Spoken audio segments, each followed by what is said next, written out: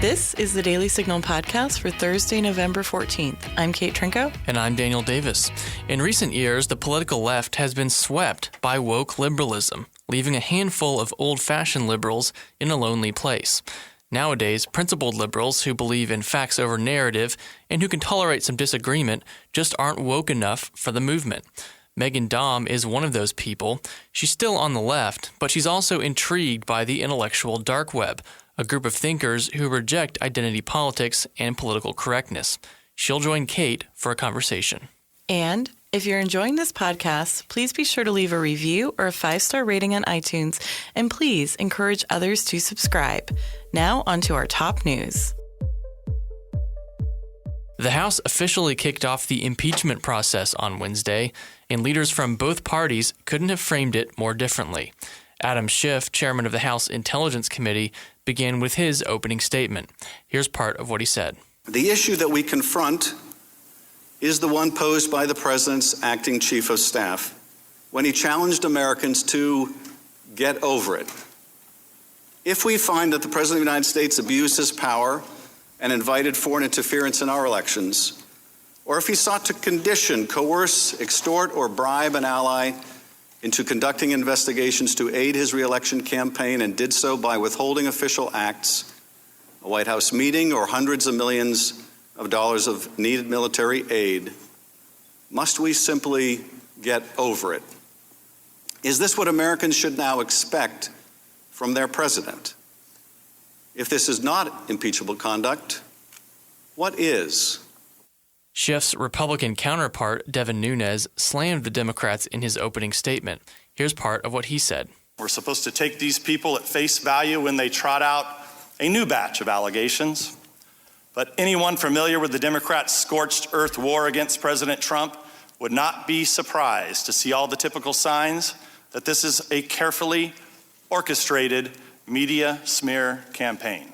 Nunes cast doubt on the entire process, saying it was a sham and that the witnesses were carefully selected by Democrats. The Democrats rejected most of the Republicans' witness requests, resulting in a horrifically one-sided process where the crucial witnesses are denied a platform if their testimony does not support the Democrats' absurd accusations. Notably, they are trying to impeach the president for inquiring about Hunter Biden's activities. Yet they refuse our request to hear from Biden himself. The whistleblower was acknowledged to have a bias against President Trump, and his attorney touted a coup against the president and called for his impeachment just weeks after the election. At a prior hearing, Democrats on this committee read out a purely fictitious rendition of the president's phone call with President Zelensky. They clearly found the real conversation to be insufficient for their impeachment narrative, so they just made up a new one. Nunes finished his remarks with this. This spectacle is doing great damage to our country.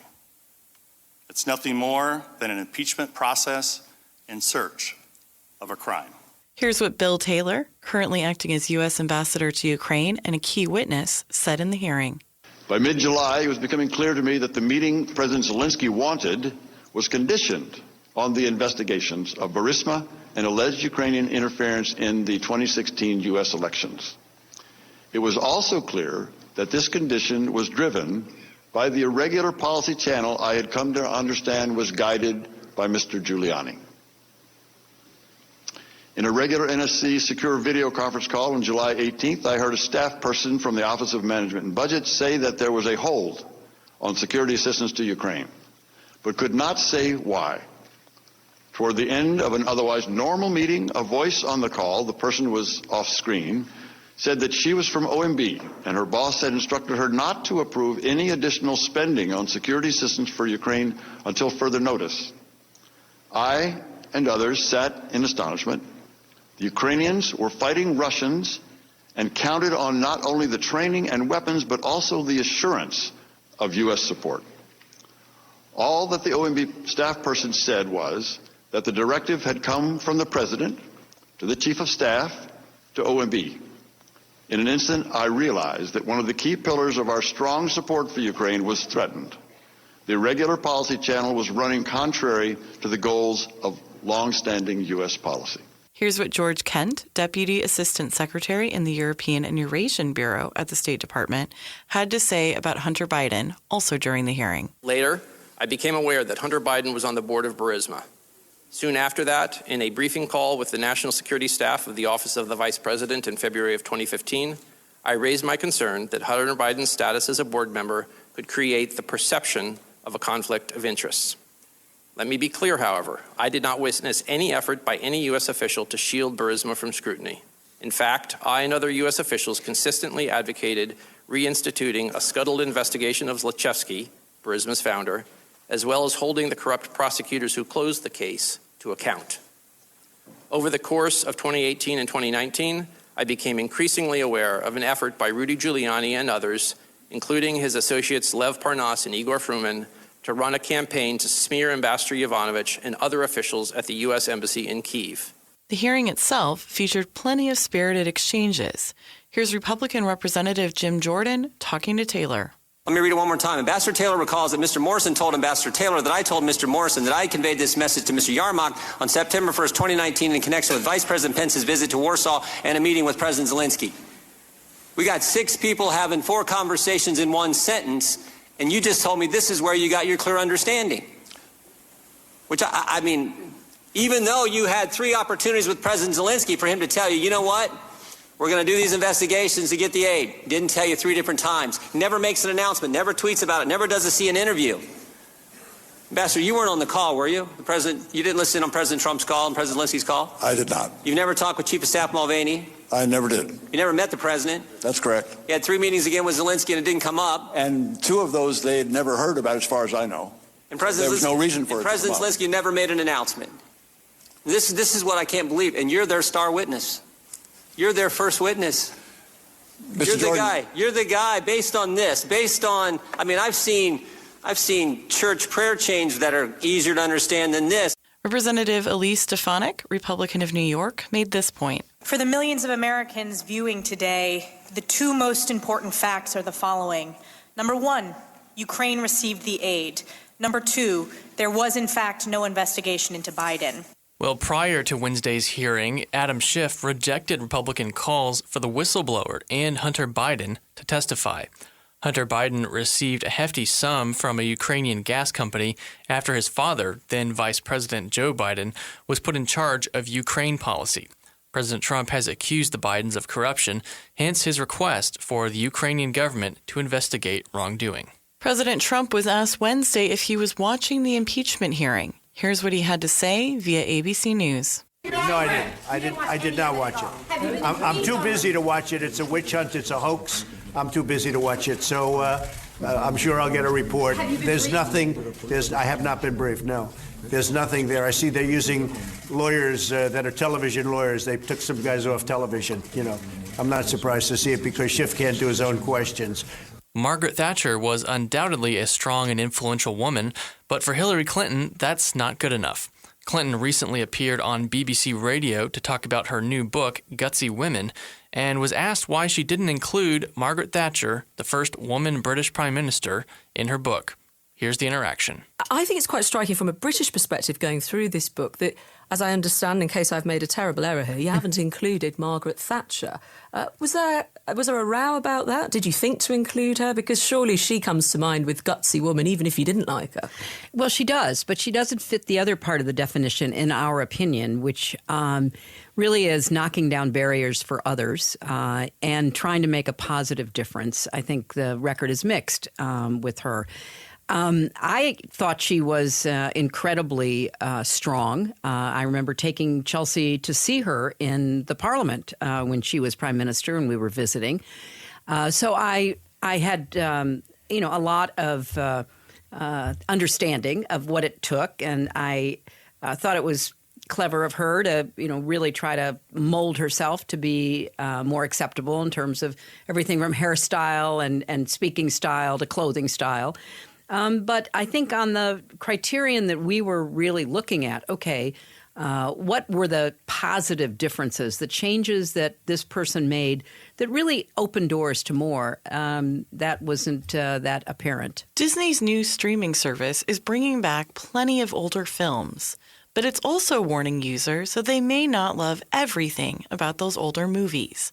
Several Disney movies, including Dumbo and The Jungle Book, reportedly have a warning placed on them that states, "This program is presented as originally created. It may contain outdated cultural depictions." What depictions are potentially problematic? Admittedly, I don't personally recall much about these movies. It's been a few years. However, Mike.com asserts that Dumbo features faceless black circus workers working while singing, "We slave until we're almost dead, we're happy-hearted roustabout." And "Keep on working, stop that shirking, pull that rope, you hairy ape." Another film that reportedly has a warning, Lady and the Tramp, has a song, the Siamese Cat song, deemed offensive to Asians. Up next, Kate's conversation with Meghan Daum. Do conversations about the Supreme Court leave you scratching your head? If you want to understand what's happening at the court, subscribe to SCOTUS 101, a Heritage Foundation podcast breaking down the cases, personalities, and gossip at the Supreme Court. Joining me today is Meghan Daum, the author of The Problem with Everything, My Journey Through the New Culture Wars. Meghan, thanks for joining me. Thanks for having me. Okay, so I actually started reading your columns when you were at the LA Times. I was in college at the time, and I know you always had an interesting perspective. You seem to not be quite right, not quite left. But I recently rediscovered you when you were writing about the intellectual dark web and your flirtation with it. So that really interested me because, of course, you're on the liberal side, and I was surprised to see some of the ideas and people you were listening to, and you also chronicled this in your book. So what, this is such a weird way of putting it, what attracted you, I guess, to the intellectual dark web? How did this all come to be? Yeah. I can best answer that with a personal story. So I got divorced about 4 years ago, and my husband, for all of our problems, had really been my intellectual ally. We talked about things all the time. We just always were on the same page. We saw the same world.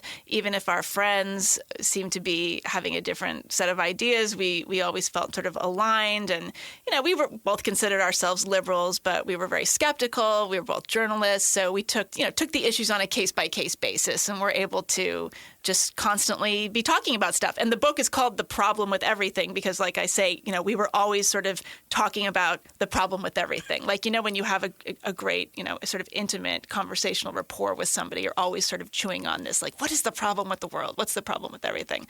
So when we split up and I lost that, it happened to coincide with the time around 2015 when a lot of people on the left started to just engage in a rhetoric that was really extreme and very outrage-based, and people who had once seemed, very reasonable and questioning and like critical thinkers didn't seem to be thinking as critically anymore. They were being enabled by social media. And this was well before Trump, mind you. This was not a Trump effect yet. So I had lost my intellectual ally in my husband. And a lot of my friends seemed to be not occupying the same universe anymore. And I found myself watching people on YouTube talking to each other, scholars and scientists and academics and politicians and all this sort of thing. So I sort of drifted into this world that would later become known as the intellectual dark web. So among those figures and some of the ones associated with the movement are Joe Rogan, Sam Harris, you mentioned Christina Hoff Sommers, Ben Shapiro to a certain extent. Are there particular voices you listen to especially, and why do you think you were open to that? Well, what got me started, it was Glenn Lowry and John McWhorter on bloggingheads.tv. Oh, wow, I forgot about that. Oh, this is the best show in town, I'm telling you. So Glenn Lowry is an economist at Brown University. John McWhorter is a linguist and a cultural critic. They're both African-American. Their show is called The Black Guys on bloggingheads.tv. And they would talk about all kinds of things, but especially issues of race in this incredibly nuanced, just really intellectually honest, thorough, thoughtful way that I had never heard anybody talk about race like that before. And I was totally mesmerized. And I think Glenn is a little bit on the right, at least very centrist. John is a liberal, although I think he was affiliated with the Manhattan Institute at one point. Anyway, they're not like hardcore left or right. I would say they're certainly not Trump supporters. I doubt they vote Republican. I'm sure Glenn did at one point. Anyway, all this is to say it was not a partisan show. That was not the tenor of the conversation. So I started watching them, and they would have these about hour-long conversations every couple weeks, maybe every month. So I started watching them on YouTube, and then the YouTube algorithm started taking me down the rabbit hole of all sorts of other people. And I would watch like Camille Paglia talking to Christina Hoff Sommers. I guess I saw a little bit of Joe Rogan at that time. And, some of these figures I liked more than others. But this world of people talking to each other for long periods of time became a sort of sustenance for me. And it just became a huge part of my life and my sort of brain life. So I think you used the phrase echo chamber and how this moved away from it. And why do you think that liberalism is moving in this direction where there isn't as much room for disagreement right now? What's going on there? Well, I would say I think it started on the right. I mean, Rush Limbaugh was the original outrage machine, and now the left has just sort of co-opted it. I mean, the left has become, in some corners, not all, but in many, like a bunch of little teeny tiny Rush Limbaughs, right? So that's what we see on Twitter. I think that social media has just flattened discourse in such a way that it's much, much easier to just say something very simple, very reductive, something that the people who follow you are going to approve of and therefore give you likes. And it's like a dopamine hit. We're not really participating in conversation as much as saying things in order to have other things echoed back to us so it all feels good. To me, it really comes from a place of loneliness. And I think that's true for everybody, not just, this is like a universal human problem right now is we're all so much on our screens and so much of our social interactions are happening in this mediated way that we're sort of desperate for any kind of connection. And connection online can only be found if you say something immediately translatable and very easily hashtagable or memeable or whatever it is. Yeah, and I would agree that that's a problem on the right, too. Like, I've noticed, and it didn't seem to me, I've been on Twitter since 2009, and it seemed to me that in the early years it wasn't as much like this. Yeah, that's about when I joined, too, I think, 2008, yeah. Did it seem to you that maybe around 13 or 14, I felt like there began to be a shift, and it was like, you would have to say, like, what is the most partisan thing you can throw out there, and then that would get all the retweets. And it changed it completely. I stopped tweeting a lot. Because it felt like, what's the point of preaching to the choir? Well, exactly. To me, especially if you're a journalist, if you're a writer or somebody whose job it is to think in the world, preaching to the choir is a dereliction of duty, in my opinion. I mean, it is our job to look at the world and see where the hypocrisies are and see where the cognitive dissonance is and think about, like, okay, well, this is what's going on in the world and these are the assumptions and the approved messages and do I think those are true? What do I think people are getting wrong about that? And it's our job to take all of that and metabolize it into something that's interesting and provocative and it's going to make people think. And that very process is disincentivized now because of the value system of social media discourse. Yeah. And I think I was thinking about your Rush Limbaugh example, and I was like, I don't think that's true. And the reason I would push back a little on that one, and this might be my own bias showing through, is I think that conservatives, and I was homeschooled, like I know the conservative bubble, but you can't there's no media that reflect, like you get the opposing view in your face all the time. Oh, the mainstream media is left. Yeah.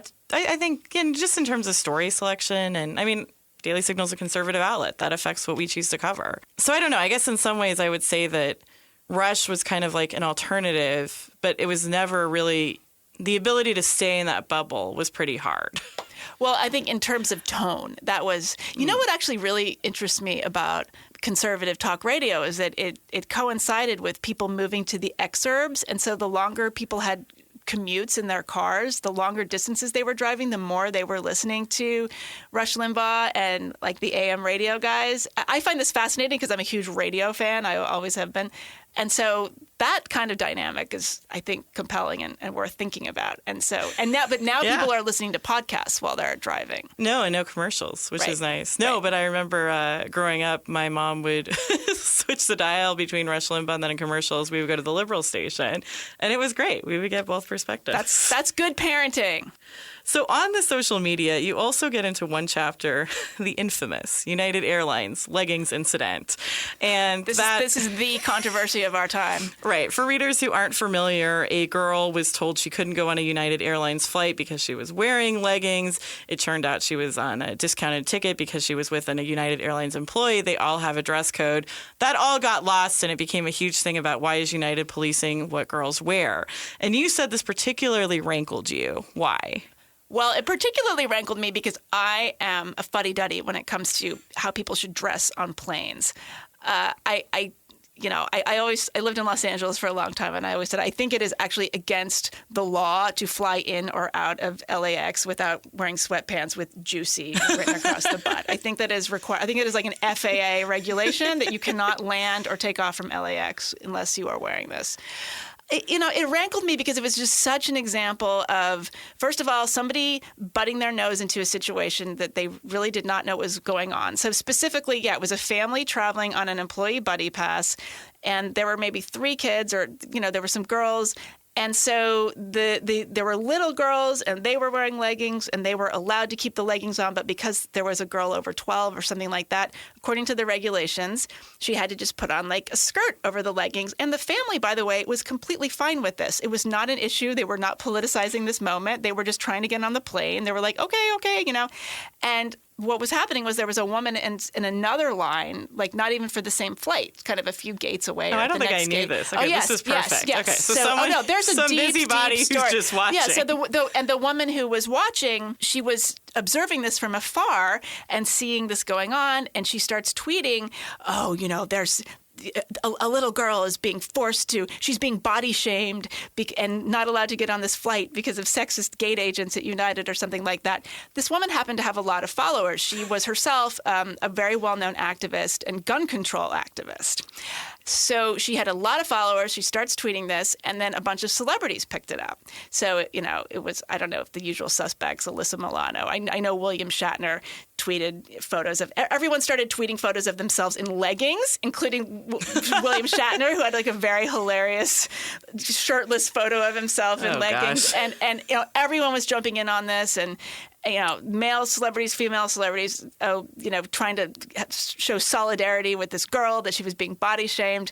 And the whole thing was absurd, and nobody connected that this was just a normal dress code because they were traveling on an employee buddy pass, which is actually a pretty serious perk. And until recently, men flying on this pass had to wear suits, coats, and ties. This is a serious thing. Yes. That's insane. In my view. It's not insane. I think everybody should wear coats and ties to fly, personally. I hope you never run an airline. I would not. Really? I think many people would fly my airline. It's called Fuddy-Duddy Air. But no, so that was an example, and it just exploded, and every celebrity was using it as a vehicle for their own self-promotion and to virtue signal and to really gain social capital off of this situation that was effectively a fictional one, because this is not what had happened. So I use that as an example of something that can just catch fire and has no meaning whatsoever. And in fact, what happened with the Covington High School kids a year or so later is an exactly the same dynamic, and it caught fire in a much bigger way and with much greater repercussions for people, and in a really appalling, just the absolute lack of will to understand that situation. I don't know if we need to remind our listeners what that was. I think they're familiar with the boy who was at the March for Life and smirked in front of a Native American activist. And when in fact what he was doing was holding his ground, because what was the group? There was another group, the Black Israelites or the whatever. Yeah, the ones they shot really crazy things. I can't remember that. And so this kid was shamed for supposedly smirking at a Native American activist when in fact he was trying to keep calm because there was another group yelling absolutely appalling, and I'm sure to a high school kid from Kentucky, totally baffling and shocking things.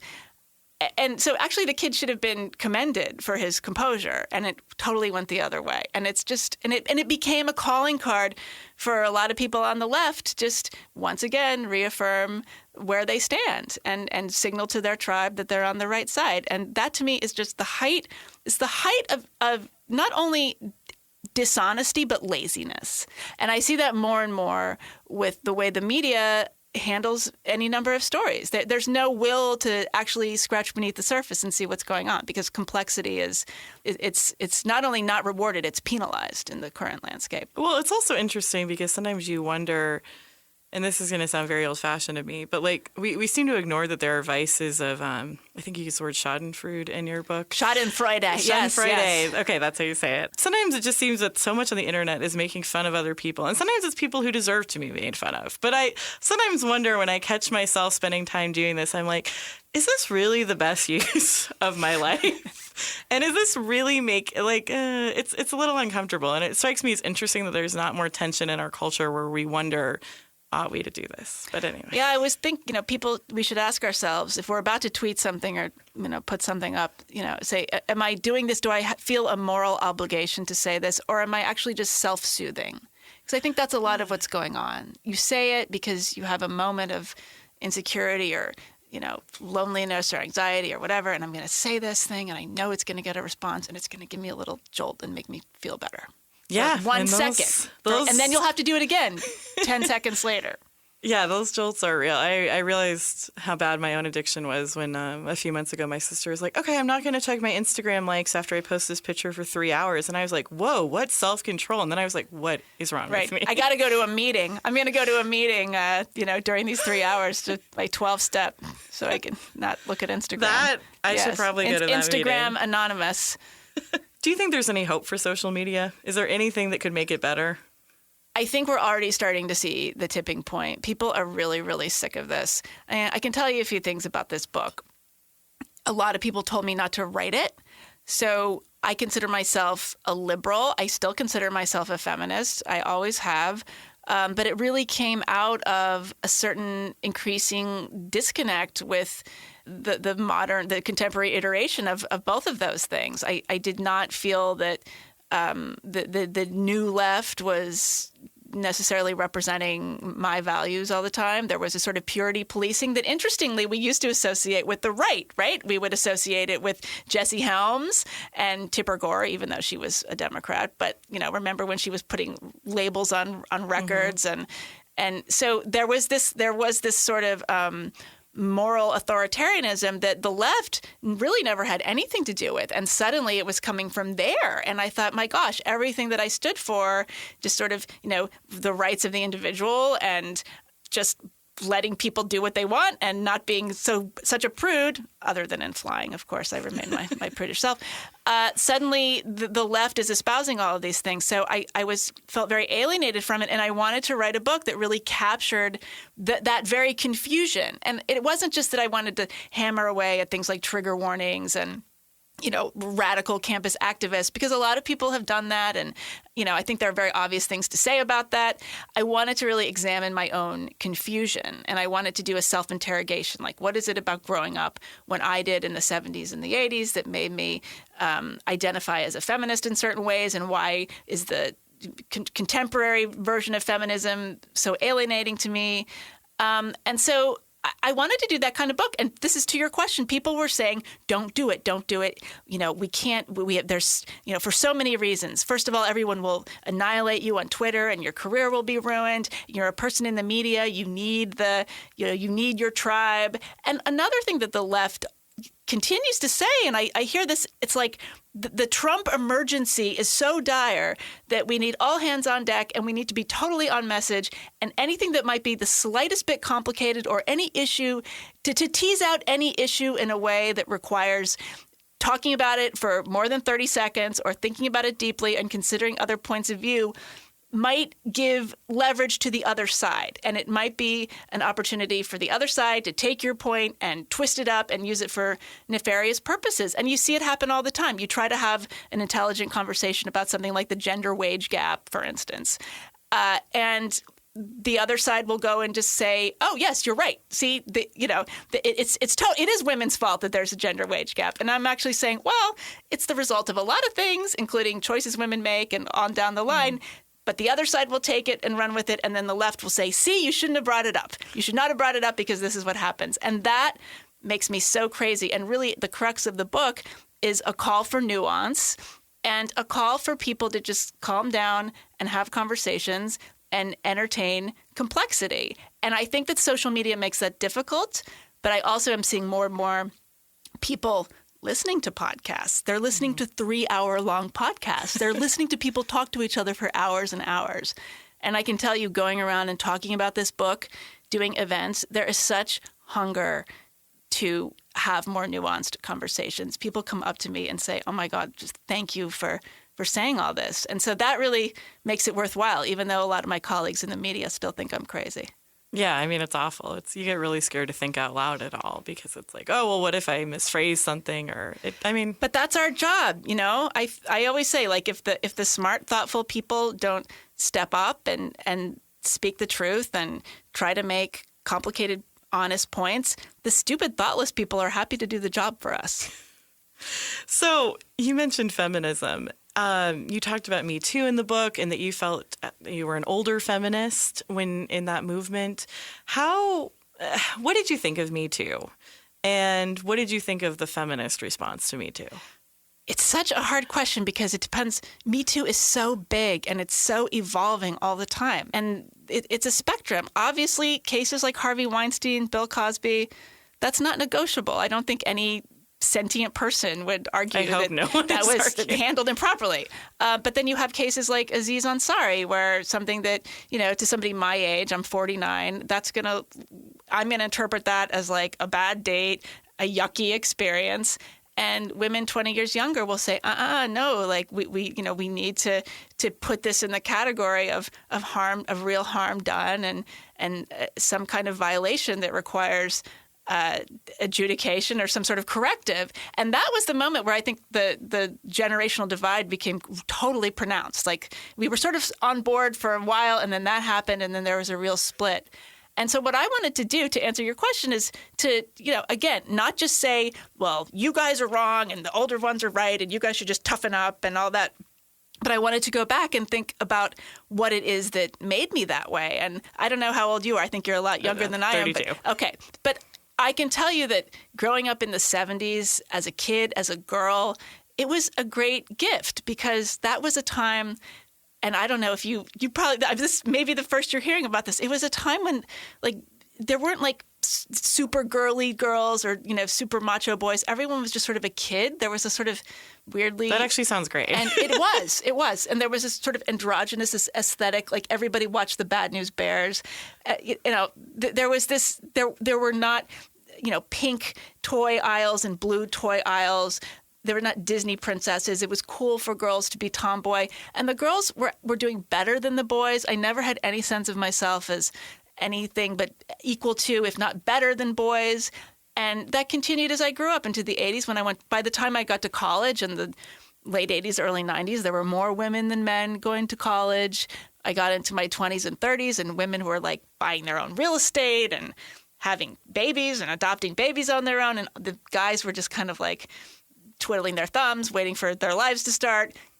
I'm talking in huge generalizations, but that was observable. So it was quite striking to me, fast forward a couple decades, when maybe starting about 5 years ago, the default premise of the conversation around women was that we were this monolithic, oppressed class under the thumb of the patriarchy. And it didn't resonate with me, but frankly, it resonated with enough of my friends, even my same age friends, that I wanted to really investigate what, if anything, I was missing. Yeah, and I think Me Too, it was complicated for us too at Daily Signal because, as you said, there were the very clear-cut cases, and then there were the ones that were just so much more complex, and it was like, where does due process fit in? But at the same time, women obviously shouldn't be pressured. And I think one thing in the Aziz Ansari case was really drove this home for me. It was like, I thought the way he behaved was, if accounted accurately, we've never really heard his side of the story, but it was reprehensible. And it was the sort of thing that struck me as he ought not to have done it. I don't think like publishing it, and there's certainly no criminal offense. I guess what it sort of struck me was there is something deeply wrong in our culture that he thinks this is okay and that this resonates with so many women, which suggests a lot of men think this is okay. But I don't think Me Too is the way to fix it. Well, and it depends what we mean by Me Too fixing something. But this is really interesting, actually, because you're on the right and I still claim that I'm on the left. But I actually would push back at that a little bit because it's not clear to me. I wouldn't call what he was doing reprehensible. I would call it like pushy. And from what I remember of the case, weren't they both sort of like then sitting on the couch naked together and watching TV? Yeah, and I mean, to be fair, like it's been like a year since I read the article. Let's not, I don't want to, don't fact check me on this. I'm just like flashes of memory. But, I, as a 49-year-old, am going to look at that and say, like, well, she wasn't being kept there against her will. She could have walked out at any time. She wasn't sure what she wanted. It seemed like she was sort of disappointed in his level of commitment, potentially. I don't know, all of these things. And so for someone like me, my reaction is that kind of case diminishes the important parts of Me Too. When we have that sort of thing, it makes us less able to fight the more clear-cut cases. And I think if you care about Me Too, you care about due process. Mm-hmm. And taking a testimony like that and publishing it without getting doing your due diligence and getting a comment from the person who's accused, that's just like a blatant violation of due process. So this is exactly what's so interesting, because we're like ostensibly on opposite sides ideologically, but you're much more forgiving. You're much harsher on Aziz Ansari. I think my impression was he behaved very selfishly. And I think that, ideally when dating and relationships, you should be thinking about the other person's good. And if you're just out to, get some, you should be. But this is not reality. But yes, you should and be. To be fair, I do agree. Like, I do think one of the things about Me Too that was frustrating was the number of cases where it wasn't. And obviously, there can be an act of rape without any violence or whatever. But at the same time, like, women do have an amount of agency. And that sort of got lost. Yeah. And, one of the interesting things about agency, if you notice, like, around the conversations around race and gender, we're in this moment where when we're talking about racism or misogyny, for instance, those concepts are being applied onto systems and groups of people and not individuals. You don't think like this person is racist. You think white people are white supremacist, or we live in a white supremacy. And so we're taking these ideas and putting them on gigantic entities, and it really robs individuals of their agency. It's quite an interesting thing that's happened that way. So speaking of that, you have a subway incident you recount in the book that I think touches on some of these themes. Can you share that with our listeners? Yes, and I'll try not to take forever to describe it. So I was on the New York City subway maybe about a year or so ago, and it was probably 11:30 at night or so. I live way uptown past Harlem, and the subway was pretty full, which is always remarkable to me because I lived in New York City 20 years ago, and the city was very different. There was a lot of crime. If you were on the subway that late at night, you were probably like by yourself or with one other person, so you would just be dying for a lot of people to be on the subway. So the car was like fairly full. I was sitting there reading my phone. There were two guys across from me, probably in their early 20s, white guys, kind of hipster guys. And there was this group of giggling girls a little bit further down in the car, and they were like looked like they were from the suburbs. They were white. They were, kind of had a lot of makeup on. They seemed a little tipsy, like maybe they had come into the city for a bridal shower, a birthday party or something. And so everyone's going along their way. And a guy gets into the car at one point, and he's pretty clearly homeless. He's panhandling. He's asking for money. He is Black. And he comes up to me and he starts kind of trying to talk to me, and he says, "Oh, you have blonde hair. You're so pretty. Can you give me some money or something?" And I did the thing I usually do, which was like, no thanks, just kind of friendly, wave him off. And then these girls across from me, he goes over to them, and they find him this novelty. They think he's just like so exotic and exciting. And so they're flirting with him and, "Oh, what are you doing?" And he sits down with them, and they're laughing and they're joking. And you just got the feeling that they were exoticizing him somehow, or like so pleased with themselves that they were out on the town, and now they were having this experience with this guy who was clearly mentally ill or homeless or probably both. He was very wiry and sort of unsteady on his feet. He didn't pose a threat to anybody. And the other people on the subway car were kind of rolling their eyes or looking around. So finally, after this visit with them, he decides to get off of the subway. And I'm sitting there, and, he's saying goodnight to them. They're saying goodbye, good night, have a great night. And he passes me, and he gets right down in my face, and he says, you have a up night. And I just kind of laughed. I was like, okay. Like, I kind of put my hands up, and it's like, okay. And then he goes, and he gets up, and I was kind of, chuckling a little. And the two guys across from me, the white hipster guys, said, oh my gosh, I'm so sorry that happened to you. I'm so sorry. I'm just so sorry you had to go through that. And I was like, oh, whatever. And they go, no, really, that's just really wrong. It's really wrong that you had to go through that. And I realized at that moment that they weren't really concerned about me. They were apologizing on behalf of the patriarchy. They felt that what this guy with absolutely no agency, no power, nothing whatsoever, that he represented some patriarchal force that was threatening me, and that they had to answer for it. And, I don't know anything about them. They could have been anybody, but I just imagined them as being, recent liberal arts graduates, and they received the full complement of intersectional doctrine. And they had assumed that this was the power hierarchy. And here's the irony about this. They were actually, in trying to protect me or apologize on behalf of the patriarchy, they were actually patronizing me. They were not seeing the big picture at all. This had nothing to do with the patriarchy. It had to do with the mental health system. It had to do with drugs. It had to do with homelessness, the whole wounded city and wounded world, But they had reduced it to misogyny. And it just seemed to me the ultimate irony. Like, how far are we getting in this conversation about sexism if we're going to reduce situations to the lowest common denominator that is actually incorrect? And that's also interesting because it harkens back to what you were saying earlier about the fake stories we tell on social media, where in some cases the facts are correct, but the context is so removed that the essence, of what happened really does make it fake news in a weird way. Yeah, and there's also just this currency in being harmed. I don't want to throw around words like victim. That's become ridiculous at this point. But it's, being traumatized. There's social capital in that, I've noticed, and sharing a story about how you were microaggressed or somebody did something to you. And, you'll notice that this is coming from the most privileged people in the world. And because they're privileged and really not that much has happened to them, they have to seize onto the microaggression idea because otherwise they don't have anything. That's the only hand they can play. It's something. So, last question. I'm very impressed by your open-mindedness. Do you think there's any areas that, where liberal and conservative women can work together right now? Is there ways that we can communicate better? I mean, obviously there's some areas that we're just not going to agree on, but right. Is there some hope?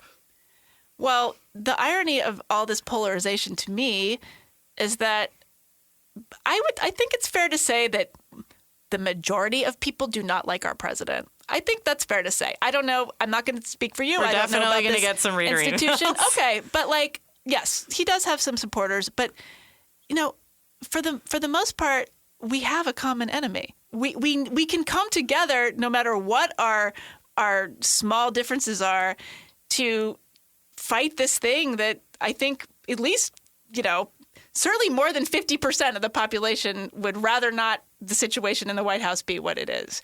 There's this concept that came from Sigmund Freud, the narcissism of small differences. And what that refers to is the way that, the more and more people have in common and the more that the society is actually glued together, the more people start fighting over the little things. And so it's kind of a paradox, right? Like, we think we've never been more polarized, but in fact, we're all sort of enjoying the benefits of prosperity and relative safety. And in a lot of ways, the country's never been better. I mean, we've never been freer. We've never been safer. We're not living in, I know that a lot of third and fourth wave feminists like to talk as if we're living in a third world country when it comes to women's issues. We're not. And so it's much easier to argue over these these little differences. But, you know, it's interesting you hit on that, because I think one of my most vivid 2016 memories is a friend of mine saying to me, if you voted for Trump, I don't want to ever know it. And I'm not actually going to say what I did. Well, that's how we got it. We didn't know anything. That's how he got. That's how he got voted in. Thinking, and the president has said many things I don't agree with and wish he had phrased differently. I appreciate his work on judges and the pro-life issue, but I remember just that sort of stayed with me, and especially in a town like D.C. I don't know. It's just interesting. I do get afraid. You feel like if you say, I'm sure, but not in a. I don't want to over exaggerate it. It's just in a social capital way. You're how. I don't know. Anyway, I would say yes. I have to say I am encouraged. People are getting tired of the blunted discourse, and I really think are hungry for real conversation. And the fact is, people are probably friends with all sorts of people who have views that they don't even know they have those views. And lo and behold, they're still friends. They're still playing golf together and hanging out together. Maybe. I wonder if we should all have political outing day where everyone tells their friends and colleagues, because I do think there's so much self-censoring that go. And I actually remember I grew up near San Francisco, and I used to work at Borders Books, may it rest in peace. Wow. And this was back in the 2000s, and I had a colleague, and I mentioned that I liked George W. Bush, and she just stared at me, and she said, "I thought you were a nice person." Wow. And I was like, well, you should call her up now and ask how she feels about that now. She would probably walk across glass for a mile to get George W. Bush back in office. No, but now I'm going to try to make political outing day a thing. All right, hashtag political outing day. I don't know. I got to come up with a better term. But everyone in business who's afraid to say their truth. Meghan Daum, the author of The Problem with Everything, My Journey Through the New Culture Wars. Thanks so much for coming on. Thank you. It was really fun. That'll do it for today's episode. Thanks for listening to the Daily Signal podcast, brought to you from the Robert H. Bruce radio studio at the Heritage Foundation. Please be sure to subscribe on iTunes, Google Play, or Spotify, and please leave us a review or a rating on iTunes to give us feedback. We'll see you again tomorrow. The Daily Signal podcast is executive produced by Rob Bluey and Virginia Allen. Sound design by Lauren Evans and Thalia Rampersad. For more information, visit dailysignal.com.